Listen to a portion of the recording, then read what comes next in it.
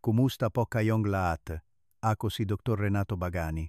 Ngayon, tatalakayin natin ang isang napakahalagang paksa, siyam na pagkain at gawin na lihim na sumisira sa bato at nagiging dahilan ng mabula na ihi na marami ang hindi nakakaalam. Mga minamahal kong kababayan, kung minsan, kahit isang maliit na senyales tulad ng mabula na ihi ay maaring isang babala mula sa ating mga bato. Maraming nakakatanda ang nag-iisip na ito ay normal, ngunit kung ang ihi ay may puting bula na nanatili ng matagal, kasama ang madalas na pag-ihi sa gabi, pagkapagod at pamamaga ng kamay at paa, malaki ang posibilidad na ang bato ay nasira na nagiging sanhing paglabas ng protina sa ihi. Karaniwan, ang protina ay mahalaga at dapat manatili sa dugo upang sustinihin ang katawan. Ngunit kapag humina ang panala ng bato, nawawala ang protina na nagiging sanhi upang mas magtrabaho ang bato at unti-unting mawalan ng kakayahan sa paglilinis.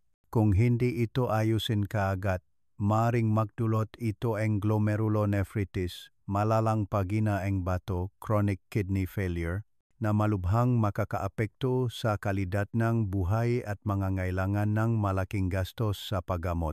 Kaya, ang bawat abnormal na pagbabago sa ihi, gaano man kaliit, ay hindi dapat ipagwalang bahala at kinakailangang suriin sa lalong madaling panahon. At upang maging malusok ang bato, hindi lamang kailangan ang maagang pagtuklas, kundi mas mahalaga. Dapat nating iwasan ang mga pagkain na maaring lihim na sumisira sa pagganang bato araw-araw. Ating alamin sa susunod na bahagi, mga pagkain na sanhing paginang bato. Maalat na pagkain at mataas sa asin. Ang asin at maalat na pagkain ang malihim na kaaway ng ating bato na madalas nating hindi napapansin. Maraming nakakatanda ang nasanay sa maalat na lasa mula pa noong bata, tulad ng paggamit ng maalat na patis o bagong sa ulam, daing na maalat o pagdaragdag ng asin tubes o pampalasa sa sabaw. May ilan pangang naglalagay ng asin at sili sa bawat pagkain. Ngunit ang magalabis na kutsarang asin na iyon ay lihim na sinisira ang manipis na panala sa bato. Ang asin o sadyang sodium, kapag nasa katawan ng marami, ay nagpapataas ng osmotic pressure sa dugo na nagiging sanhi upang ang bato ay magtago ng tubig para matunaw ang konsentrasyon. Ito ay nagpapahirap sa bato na magtrabaho ng maraming beses upang salain at ilabas ang labis na sodium na nagiging sanhi ng alta presyon, isa sa mapangunahing dahilan ng pinsala sa glomeruling bato. Kapag nagtagal ito, ang filter membraneng bato ay masisira, na magreresulta sa paglabas na protina sa ihi, paglitaw na mabula na ihi, pamamaga ng kamay at pa, madalas na pag-ihi sa gabi, at sa huli ay hindi na gumaganang bato. Bukod pa rito, ang makaraniwang sangkap tulad ng patis, toyo, seasoning cubes, at instant noodles ay naglalaman ng napakataas na antas ng asin. Kung madalas itong gagamitin, lalampas ito sa dami ng sodium na kayang iproseso ng katawan, lalo na sa mga nakakatanda. Mas nakakabahala pa, madalas ay hindi natin nararamdaman ang totoong alat dahil sanay na tayo sa lasa. Kaya patuloy tayong nagdaragdag ng asin nang hindi napapansin na ang ating bato ay humihingi ng tulong araw-araw. Upang maprotektahan ang bato, ang pagbawas ng dami ng asin na pumapasok sa katawan ay napakahalaga. Maaari kang magsimula sa pamamagitan ng pagluluto ng mas kaunting asin kaysa dati. Gumamit ng bawang, luya, sariwang herbs, at paminta upang mapahusay ang natural na lasa sa halip na umasa lamang sa asin at patis. Sa simula, maaring matabang at mahirap kainin. Ngunit pagkatapos ng isang linggo, masasanay ang katawan, mas kaunti ang alat sa pagkain, mas magaan ang pakiramdam, mas mahimbing ang tulog, at higit sa lahat, malinaw na mababawasan ang mga sintomas tulad ng pamamagang kamay at paa, pag-ihi sa gabi, at pagkapagod. Isipin niyo, Isang maliit na pagbabago lamang sa pagtimpla ay maring magdulot ng malaking pagkakaiba sa kalusugan ng ating mga bato. Huwag hayaang ang ugalingang pagkain ng maalat ay maging lihim na dahilan ng paginang bato. Tosato, mga processed meat, pinrosesong karne. Sa modernong buhay, maraming tao ang pumipili ng fast food at convenience foods tulad ng hotdog, corned beef, luncheon meat, at longganisa dahil madaling bilhin, itago at ihanda. Gayunpaman, ang mapinrosesong karne na ito ay may maraming panganib sa kalusugan ng bato, lalo na sa mga matatanda. Una, ang maito ay mataas sa protina ng hayop na nagpapataas ng trabaho ng bato upang salayin ang mga produkto ng metabolismo. Kapag mahina na ang function ng bato dahil sa edad, ang labis na pagtatrabaho ay madaling magdulot ng pinsala sa filter membran na magreresulta sa paglabas ng protina sa ihi, paglitaw ng mabula na ihi, isang malinaw na senyales ng pagina ng bato. Pangalawa, ang mapinrosesong karne ay madalas naglalaman ng maraming asin at preservatives, lalo na ang sodium nitrate at nitrite. Ang sangkap na ito, kapag naipon sa katawan sa matagal na panahon, ay maaring magdulot ng pamamaga ng tissue ang bato at may panganib na magdulot ng kanser. Bukod pa rito, ang mataas na sodium content sa mga pagkaing ito ay nag-ambag sa alta presyon, ang pangunahing sanhi ng malalang pagina ng bato. Kaya, sa halip na kumain ng corned beef, hotdog, o longganisa araw-araw, mas mainam na kumain ng sariwang karne, lutuin sa bahay, at limitahan ang canned goods hanggat maaari, lalo na kung may history ang alta presyon, diabetes, o sakit sa bato. Mga pagkaing pinirito at maraming langis. Ilang tao ang mag-iisip na ang mapamilyar na pagkain tulad ng pritong manok, pritong isda, pritong saging, maruya, at french fries, bagamat masarap at malutong, ay mapanganib na dahilan ng lihim na pinsala sa bato. Ang mga piniritong pagkain ay madalas naglalaman ng malaking daming trans fatty acids na sanhing pamamaga ng madaluyan ng dugo at pinsala sa microvascular system sa katawan, lalo na sa bato, kung saan matatagpuan ang milyon-milyong maliliit na filter units. Hindi lang iyan, ang cooking oil kapag piniprito ng paulit-ulit ay nagbubunga ng malalakas na oxidative compounds at toxins na nagdudulot ng pinsala sa cell na nagpapabilis sa pagtanda ng bato. Kapag ang bato ay patuloy na kailangang magproseso ng malaking dami ng masamang taba, toxins, at malalang pamamaga, mabilis na hihina ang kakayahan ng bato sa pagsasalang dugo at pag-alis ng basura, na magre-resulta sa mabula na ihi, pagkapagod, pamamaga, at iba pang senyales ng maagang pagina ng bato, lalo na sa mga matatanda, na ang metabolismo at sirkulasyon ng dugo ay bumagal na. Ang pagkain ng maraming piniritong pagkain ay lalong nagpapabigat sa bato at cardiovascular system. Kaya, dapat nating limitahan ang mga piniritong pagkain. Sa halip, pumili ng paraan ng pagluluto tulad ng steaming pagpapasingaw, boiling pagpapakulo, grilling pag-ihaw, o pagluluto ng may kaunting langis na nagpapanatiling ng nutrients at nakakatulong sa mas magaan na pakiramdam ng katawan araw-araw. Pinasarap na asukal, refined sugar, at matatamis na pagkain. Sa pang-araw-araw na pagkain, marahil walang kasing akit nga matatamis na pagkain tulad ng candy, soft drinks, syrup at jam. Ngunit kakaunti ang nakakaalam na ang refined sugar, ang pino at puting asukal na ginagamit pa rin ng maraming tao araw-araw, ay ang lihim na sanhi ng pagina ng function ng bato, lalo na sa mga taong mayroon o nasa panganib na magkaroon ng diabetes. Kapag kumakain kang maraming refined sugar, mabilis itong maabsorb ng katawan na biglang magpapataas ng blood sugar. Ang labis na glukose na ito ay kailangang salain ng bato at ilabas sa ihi.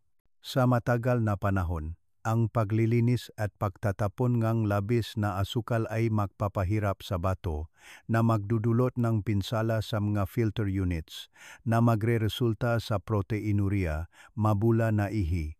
Madalas na pag-ihi sa gabi at unti-anting hahantong sa komplikasyon ngang paginang bato, lalo na sa mga matatanda na may mahinang excretory system.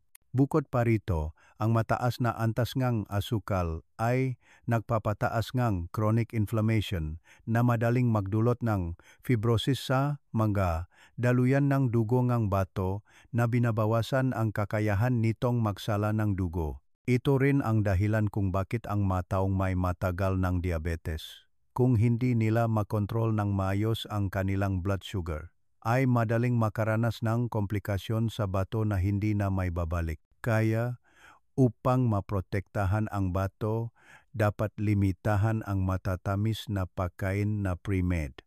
Palitan itong sariwang prutas na hindi masyadong matamis. Gumamit ngang purong pulot pukyutan o natural na muscovado sugar sa kaunting dami. Pinakamahalaga ang regular na pagsusuri ngang blood sugar at pagpapanatili ngang balanseng dieta. Wow! Pagkaing nakalata. Sa modernong buhay, maraming pamilya, lalo na ang mamatatanda na naninirahan mag-isa, ay may ugali na gumamit ng madalata at prepackaged foods tulad ng sardinas, corned beef, sauces, instant noodles, at dalata na gulay dahil sa pagiging maginhawa, mahabang shelf life, at madaling ihanda. Gayunpaman, kakaunti ang nakakaalam na sa likod ng pagiging maginhawa nito ay may isang dinakikitang pasanin na nakadagan sa bato araw-araw. Ang mapakaing ito ay madalas naglalaman ng napakataas na sodium upang pahabain ang shelf life. Kapag kinain mo ito, kinakailangan ng bato na magtrabaho ng husto upang ilabas ang labis na asin na nagpapataas ng alta presyon at madaling magdulot ng pinsala sa mga glomeruli ng bato. Hindi lang iyan, ang madalatang pagkain ay naglalaman din ng maraming kemikal na preservatives, artificial colors, artificial flavors, at antioxidants na lahat ay synthetic compounds na kailangang iproseso at isala ng bato palabas ng katawan. Para sa mga matatanda, na ang bato ay humina na sa paglipas ng panahon kapag kailangang iproseso ang naipong toxins mula sa mga kemikal na ito, sa kalaunan ay magdudulot ito ng interstitial inflammation na binabawasan ang function ng pagsasala ng dugo na hahantong sa chronic kidney disease kung hindi maaga matuklasan. Lalo na sa mga taong may ugali na uminom ng kaunting tubig at hindi gaanong mag-ehersisyo, mas mataas ang panganib. Sa makatuwid, pinakamainam na limitahan ang paggamit ng mga dalata at pinrosesong pagkain. Sa halip, bigyang prioridad ang mga sariwang pagkain, lutuin sa bahay upang makontrol ang dami ng asin at kemikal na pumapasok sa katawan. 6. Fast food. Maraming tao ang nakakamali sa pag-aakala na ang fast food tulad ng pizza, hamburger at french fries ay paboritong pagkain lamang ng kabataan. Sa katunayan ngayon, maraming matatanda rin ang kumakain ng mapakaing ito dahil sa pagiging maginhawa at mabilis, lalo na kung ayaw magluto ng masalimuot. Gayunpaman, ang ito ay lubhang mapanganib na grupo ng pagkain para sa bato, lalo na sa mga matatanda. Ang fast food ay madalas naglalaman ng napakataas na antas ng asin na lumalagpas sa inirekomendang pang-araw-araw na antas. Ang isang slice ng pizza o isang order ng french fries ay sapat na para sa buong araw na sodium intake at double pa kung kumain ng karagdagang sauces o pritong kasama. Kapag kumakain ngang labis na malat, kailangan ngang bato na magtagueng tubig upang balansehin ang antas ng asin na nagre-resulta sa alta presyon, nagpapataas ng pressure sa glomeruli ng bato at kung magpapatuloy ay magdudulot ng malubhang pinsala sa filter membrane ng bato. Hindi lang iyan, ang fast food ay naglalaman din ng maraming saturated fat, trans fatty acids at artificial additives. Ang masangkap na ito ay nakpapataas ng masamang kolesterol, nakdudulot ng pamamaga ng magadaluyan ng dugo, at lumilika ng free radicals, na nakpapahirap sa bato na magsala ng toxins at labis na taba. Sa matagal na panahon, hahantong ito sa pagbabangang kakayahan ng pagsasala ng dugo na magdudulot ng mabula na ihi, pagkapagod, pamamagangang kamay at paa, at paginangang bato. Kaya dapat limitahan ang fast food. Sa halip pumili ng mapakain na luto sa bahay. Gumamit ng sariwang sangkap, kaunting asin, kaunting langis, at maraming gulay upang mabawasan ang pasanin sa bato at maprotektahan ang pangkalahatang kalusugan. 7. Lamang lup ng hayop at balut. Sa mahapakainan ng mga Pilipino, ang lamang lup ng hayop tulad ng atay, isaw, bituka, puso, at kidney ng baboy o ang balut ay matagal nang itinuturing na mga paboritong pagkain. Maraming naniniwala na ang pagkain ito ay masustansya na kung ano ang kinain. Iyon ang nagpapalakas, ngunit ang katotohanan ay kung labis itong kinakain. Ang mga pagkain ito ay nagiging pasanin para sa bato, lalo na sa mga matatanda. Ang lamang lup ng hayop ay naglalaman ng maraming masamang kolesterol at lalo ng purina. Isang sangkap na kapag pumasok sa katawan ay nagiging uric acid. Kung ang antas ng uric acid ay tumataas sa dugo, hindi lang ito nagdudulot ng pananakit ng kasukasuan kundi nagpapataas din ng presyon sa bato na madaling magdulot ng pinsala sa glomeruli ng bato, pagbuo ng bato, o pamamaga ng interstitial tissue sa bato. Sa mga matatanda, kapag humina na ang kakayahan ng pagsasala, mas mabilis na mangyayari ang akumulasyon na ito na unti-unting nagpapahina sa bato nang hindi malinaw ang mga sintomas. Ang balut, bagamat itinuturing na pampalakas ng dugo, ay naglalaman ng mataas na antas ng protina ng hayop. Kung madalas itong kinakain ng walang sapat na tubig at gulay, magdudulo itong labis na protina na magiging sanhi ng mabula na ihi, pamamaga, at sa matagal na panahon ay proteinuria at malalang pagina ng bato. Kaya, dapat nating limitahan ang pagkain ng lamang lup at balut, kumain lamang bihira at may kontrol. Sa halip, bigyang prioridad ang protina mula sa maliliit na isda, tokwa, munggo, o pinakuluang itlog ng manok 1 o 2 beses sa isang linggo na mas magaan para sa bato, ngunit nagbibigay pa rin ng mahahalagang nutrisyon para sa mga matatanda. 8. Alak, kape at energy drinks. Sa pang-araw-araw na buhay, maraming tao ang may ugali na uminom ng alak sa mga pagdiriwang o umiinom ng matapang na kape sa umaga para manatiling gising. May ilan pang ang gumagamit ng energy drinks upang makaroon ng enerhiya kapag pagod. Gayunpaman, kakaunti ang nakakaalam na ang mainuming ito ay lihim na nakakasama sa bato, lalo na kung ginagamit ng matagal at walang kontrol sa dami. Ang alak, kape at energy drinks ay mayroong diuretic effect. Ibig sabihin ay nagpapalabas ang tubig sa katawan ng mabilis nang hindi dumadaan sa natural na proseso ang pagsasala at pagbabalansa. Ito ay nagdudulot ng dehydration, nagpapakapal ng dugo, at nagpapahirap sa bato na magtrabaho upang mapanatili ang pagsasala ng dugo at pagtatapon ng toxins.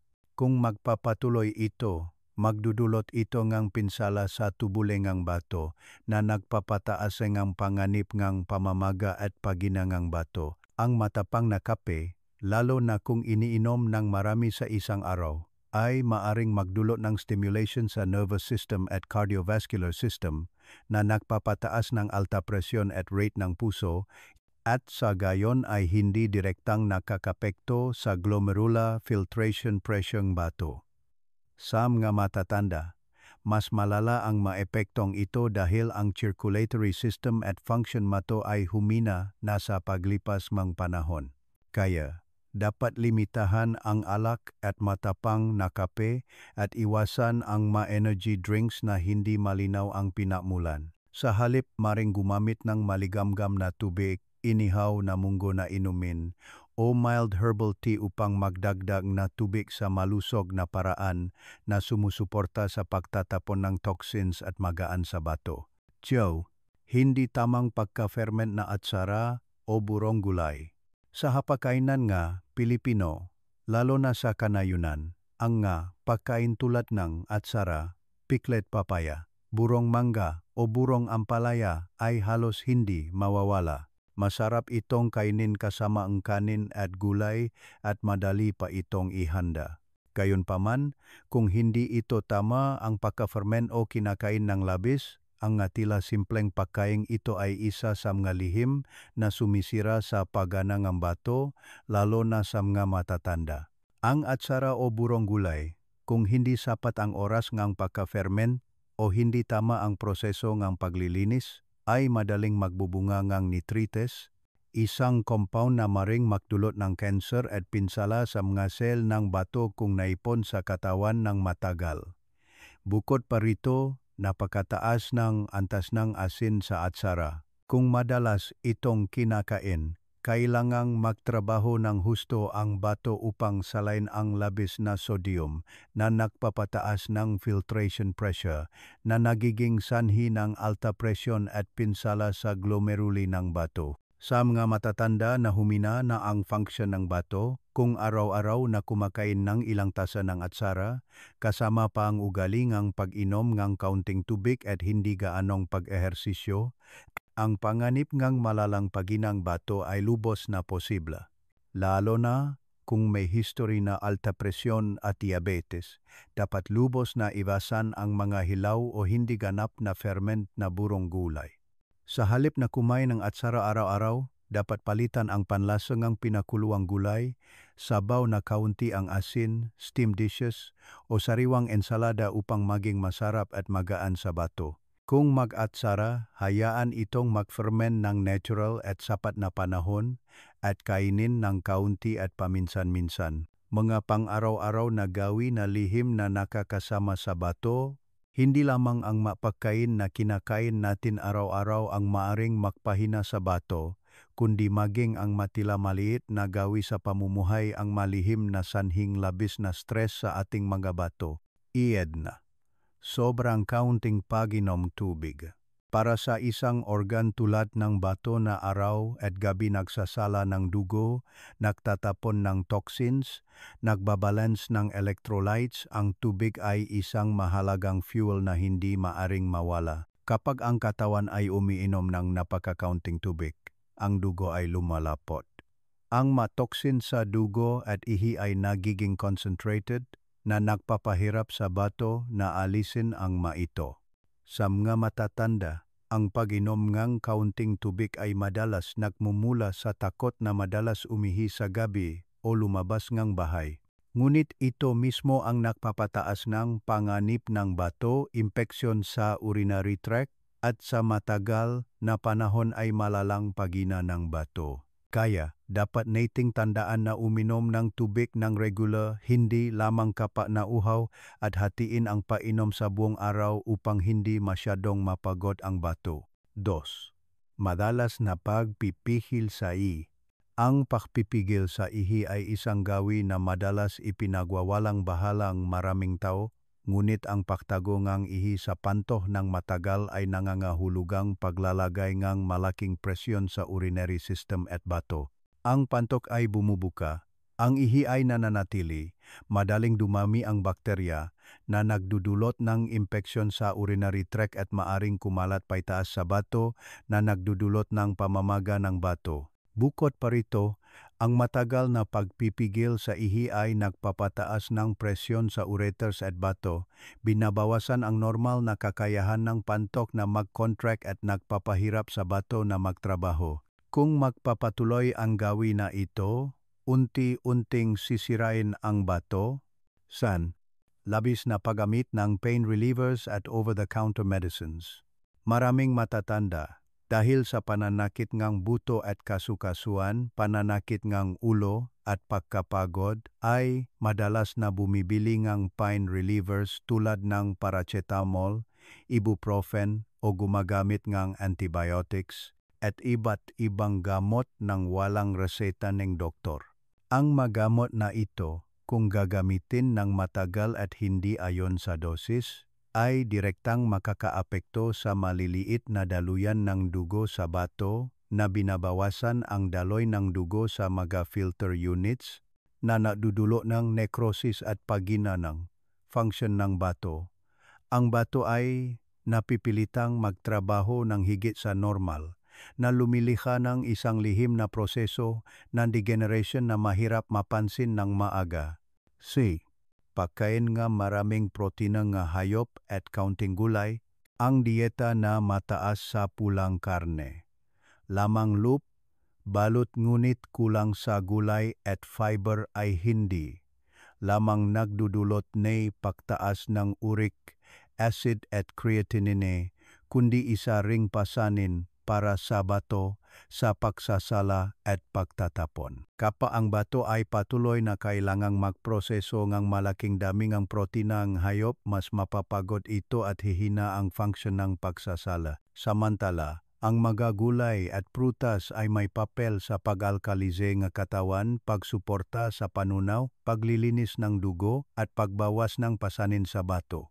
Ang kakulangan gulay ay nagdudulot ng akumulasyon ng toxins na nagpapataas ng presyon sa bato. Kaya, kailangan nating balansehin ang protina at gulay, bawasan ang protina ng hayop at dagdagan ang protina ng laman at gulay upang mas magaan ang pakiramdam ng bato. Kakulangan sa tulog, madalas na pagpupuyat, ang pagtulog ang panahon kung saan nagre-recover ang katawan kasama na ang bato. Ang panahon mula 10:00 PM hanggang 2:00 AM ay ang yukto kung saan aktibong gumagana ang bato at itay upang maglabas ng toxins. Kung nagpupuyat ka, nagambala ang prosesong ito, hindi nakapagpahinga ang bato at magkakaroon ng akumulasyon ng pinsala sa paglipas ng panahon. Bukod pa rito, ang kakulangan sa tulog ay nagpapataas ng stress hormones tulad ng cortisol na nagpapataas ng alta presyon, nakakapekto sa mga daluyan ng dugong bato at binabawasan ang kakayahan ng pagsasala.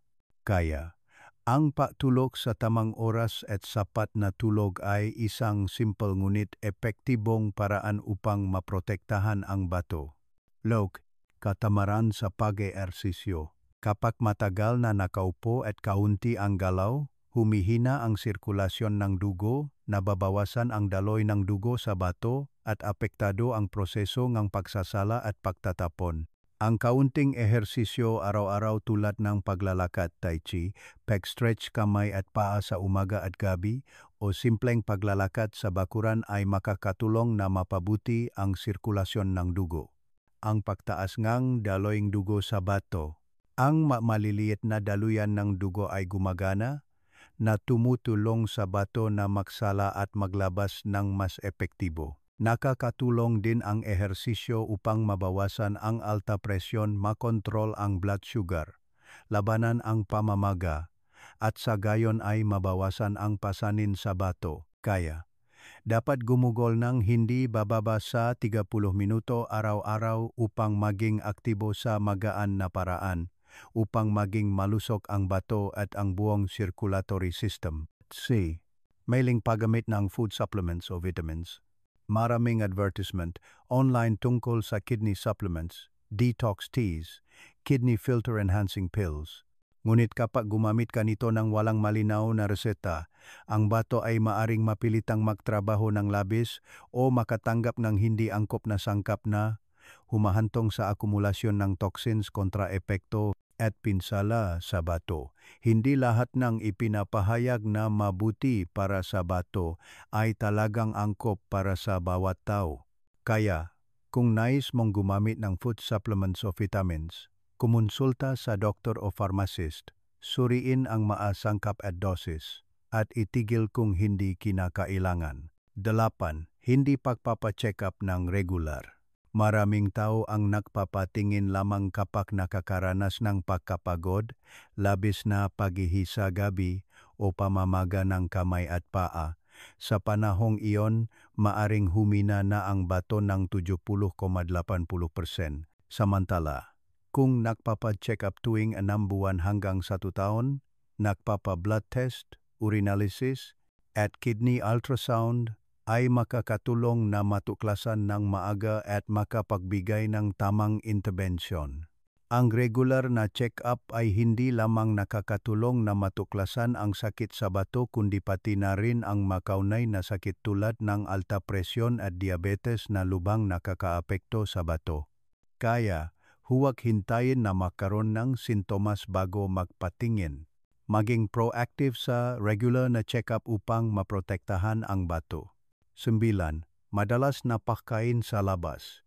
Ang ugaling pagkain sa labas, lalo na ang makapakain na maalat, maraming langis, at may preservatives ay tila napakapopular dahil sa pagiging maginhawa. Ngunit kapag madalas na kumakain sa labas, mahirap mong makontrol ang dami nga asin, langis, at preservatives na pumapasok sa katawan, at kailangang magtrabaho ng higit ang bato upang iproseso ang maito. Ang madalas na pagkain sa labas ay nangangahulugan na ang bato ay nabibigyan ng pasanin araw-araw at dahil dito, unti-unting humihina ang function ng pagsasala ng hindi namamalayan.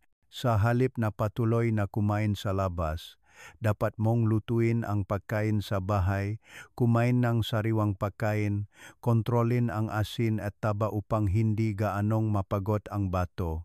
Paano pangalagaan at ibalik ang function ng bato sa pagtanda?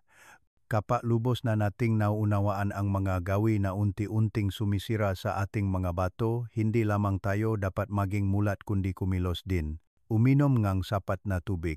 Ang tubig ay natural na sangkap na tumutulong sa bato na magsalang dugo, mag-alis ng toxins, magbalansa ng electrolytes, at maiwasan ang pagbuwang ng bato. Para sa mga matatanda, dapat uminom ng humigit kumulang 1-5 litro araw-araw.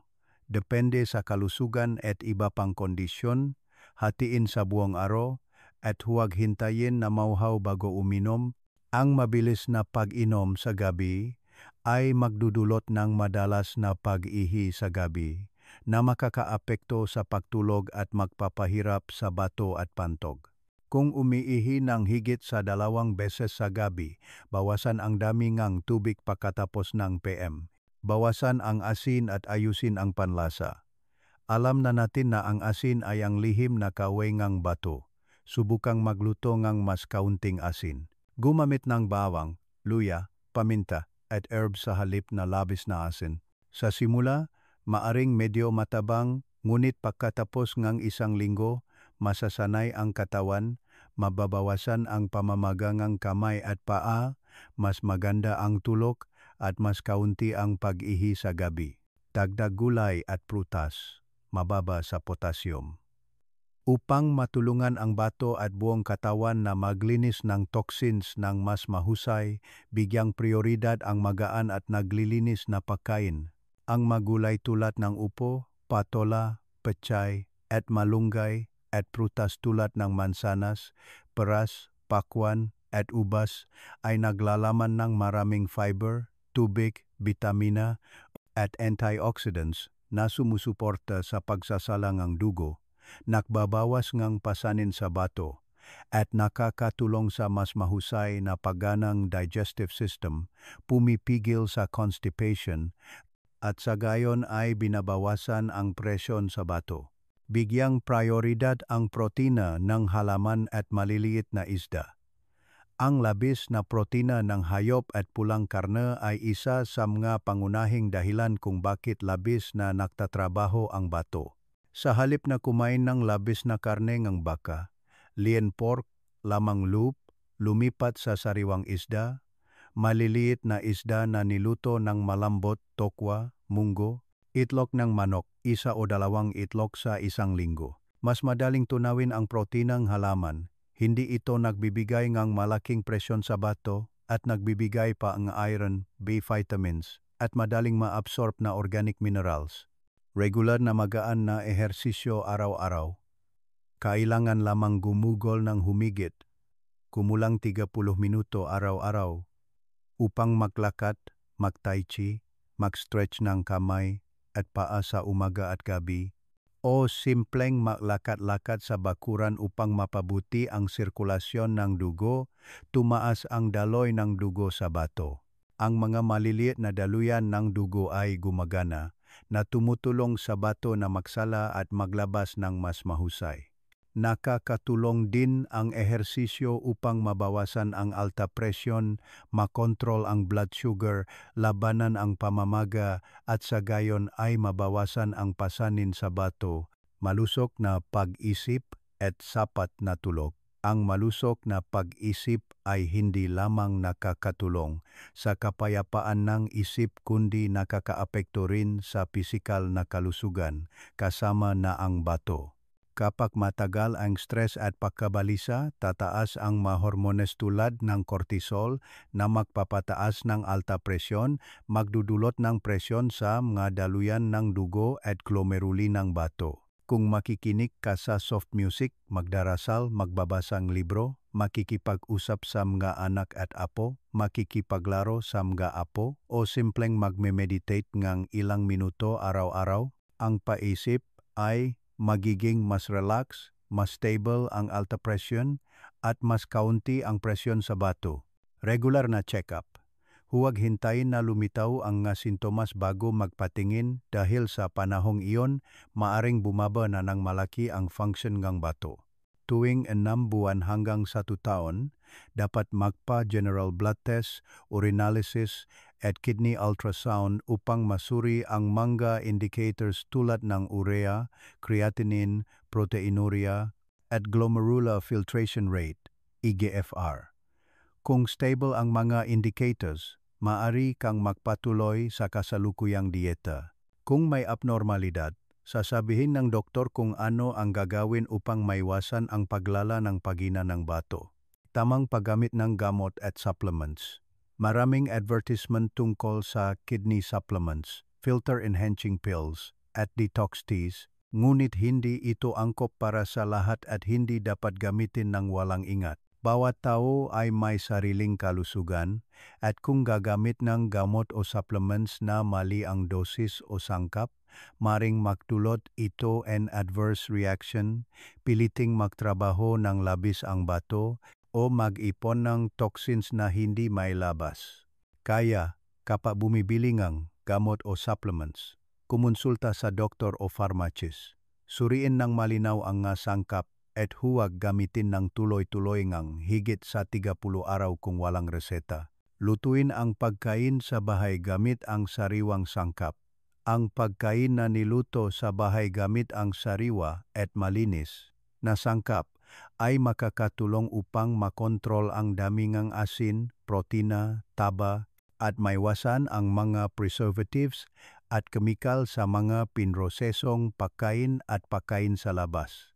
Kapag ikaw mismo ang nagluluto, alam mo ang pinagmulan ng pagkain, kung paano timplahin ang asin at langis, at hindi direkta mong pinoprotektahan ang bato mula sa mga lihim na kaaway. Ang madalas na pagkain sa labas ay nangangahulugan ng mataas na asin, maraming langis, mahirap kontrolin ang preservatives, at kailangang magtrabaho ng higit ang bato upang iproseso ang nga ito. Kaya, gaano man kaabala, subukang kumain ng niluto sa bahay mula sa sariwang gulay at prutas, maliliit na isda, sabaw na kaunti ang asin, at limitahan ang mga piniritong pagkain at dalatang pagkain. Mga minamahal kong kababayan, kung patuloy ninyong susundin ang bawat bahagi sa itaas ng regular, iinom ngang sapat na tubig, kumain ngang kaunting asin, dagdagan ang gulay, bawasan ang pulang karne, mag-ehersisyo ng magaan, panatilihing relax ang pag-aisip, magpa-check up ng regular, gumamit ng gamot ng tama, at magluto ng pagkain sa bahay. Ang inyong mga bato ay magiging mas malusog, ang buhay ay magiging mas magaan, pahaba ang buhay at kalidad ng buhay. Mga minamahal kong kababayan, pagkatapos ng mahabang paglalakbay na makasama nating sinuri, siguro ay malinaw na sa inyo na ang kalusugan ng bato ay hindi nakmumula sa suwerte o supplements kundi sa mga maliliit na pagpili araw-araw mula sa pagkain sa mesa hanggang sa bawat gawi sa pamumuhay. Ang dalawang bato, bagamat hindi nagsasalita at hindi masakit tulad ng buto at kasukasuan, ay ang organ na lihim na nagdadalang lahat ng toksin sa katawan. Kapag nasira ang bato, napakahirap na itong ibalik. Bukod pa sa mataas na gastos sa paggamot na may matagalang epekto sa kalidad ng buhay. Kaya, laging tandaan, ang mabulan na ihi, madalas na pag-ihi sa gabi, pagkapagod at pamamagang kamay at pa ay maring masenyales na ang bato ay humihingi ng tulong. Huwag ipagwalang bahala kundi magpa-check up ng maaga upang masuri ang function ng bato at maayos itong ayusin. Pangalawa, iwasan ang siyam na grupo ng pagkain na nakakasama sa bato. At iwasan din ang siyam na masamang gawi sa pamumuhay tulad ng pagpipigil sa ihi, pag-inom ng kaunting tubig, pagpupuyat, at pagkain ng labis na protina. Ang bawat tamang pagsasayos ay isang hakbang upang mas maprotektahan ang bato. At sa huli, ang kalusugan ng bato ay tunay na nagsisimula sa kusina, sa isang baso ng maligamgam na tubig, sa sapat na tulog at sa simpleng lutong bahay. Ito ang lugar kung saan inaalagaan ang buhay araw-araw, unti-unti. Susunod, nais ni Dr. Renato Bagani na maghati ng pagbati sa kalusugan at ilang huling payo para sa minamahal nating kababayan na nagmamahal at nag-alaga sa kanilang sariling kalusugan araw-araw.